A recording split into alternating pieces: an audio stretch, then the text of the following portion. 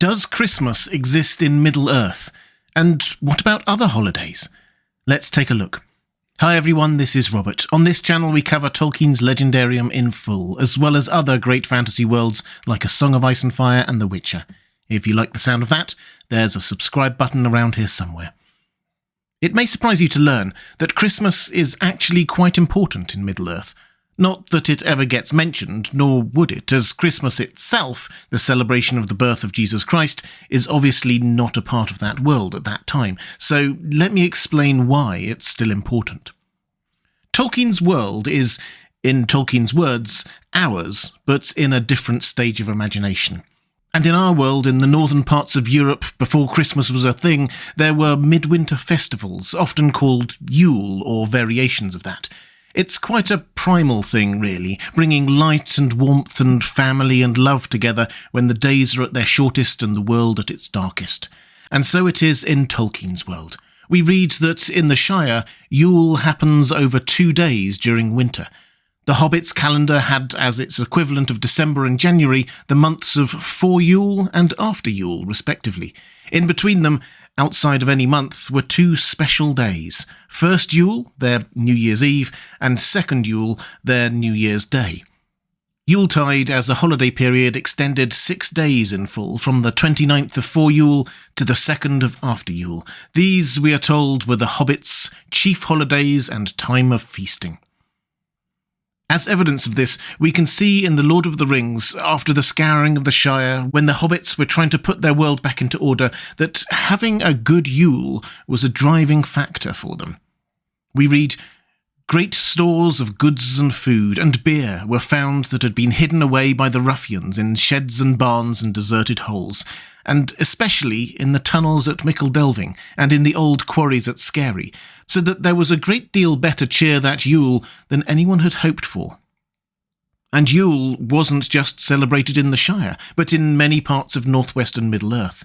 We're told that a form of the same word, Yule, had been used by the Northmen who came to form a large part of the population of Gondor, and was later used in Rohan, so that a word like Yule was well known in Gondor as a northern name for the midwinter festival. Again, witness Bilbo and Gandalf travelling back to the Shire after the events of The Hobbit. By midwinter, Gandalf and Bilbo had come all the way back, along both edges of the forest, to the doors of Beorn's house, and there for a while they both stayed. Yuletide was warm and merry there, and men came from far and wide to feast at Beorn's bidding. Yes, Bilbo, Gandalf and Beorn all celebrated Yule together on their way back from the Lonely Mountain. But as well as this midwinter festival that, in our world, turned into Christmas, there is one other specifically Christmassy reference in The Lord of the Rings. It's not as obvious as, say, Father Christmas arriving in person in Narnia in The Lion, the Witch and the Wardrobe. Today we might call it an Easter egg or something like that, but it's definitely there, and intentional. The date that the Fellowship set off from Rivendell was the 25th of December, Christmas Day. This was clearly intentional on Tolkien's part. It had originally been on November the 24th, but he then changed it. The day of the quest's end, when Sauron was defeated, was also deliberately chosen by him. March the 25th, a popular date for the crucifixion of Christ. To a strong Catholic Christian like Tolkien, the meaning will have been clear. The Fellowship set out on the day representing the hope of the world, 25th of December, Jesus' birth, and fulfilled on a date representing that hope fulfilled, 25th of March, Jesus' crucifixion. As is so often the case for Tolkien, this is about hope.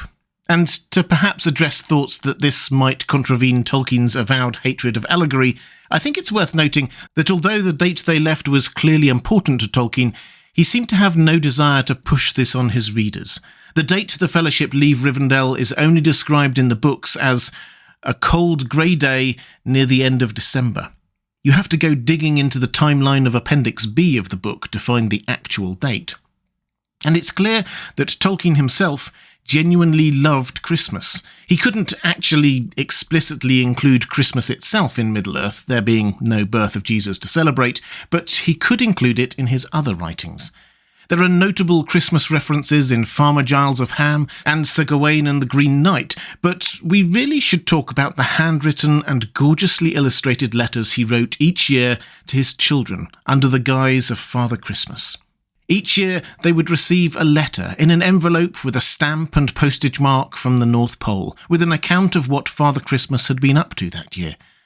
I'd highly recommend checking them out as a lovely piece of family-focused literature in their own right, but for here, it's definitely worth noting how these Father Christmas letters fed into his legendarium, because he started writing them to his eldest son Michael in 1920, well before even The Hobbit was conceived.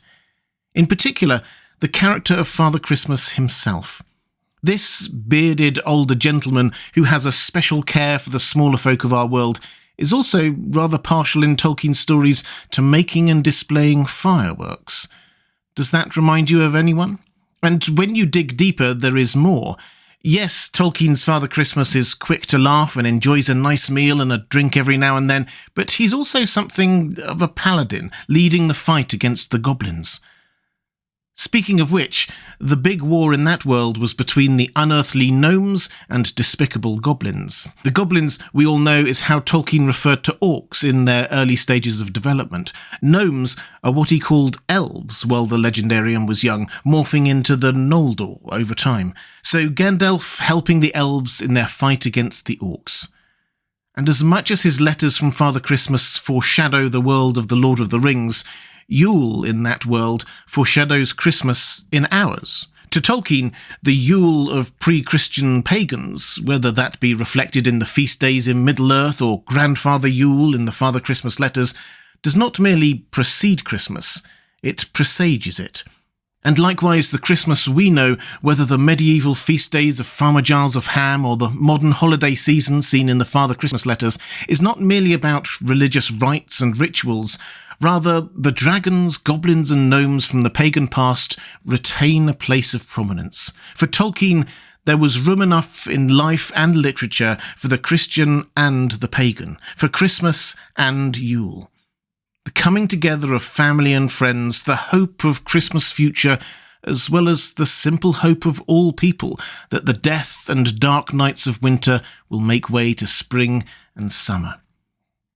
Christmas for Tolkien was about hope and family and friends and love and unearned gifts. It's about paying attention to the things in life that really matter, especially the smaller things that we might sometimes overlook, which, I suppose, is what The Lord of the Rings is all about.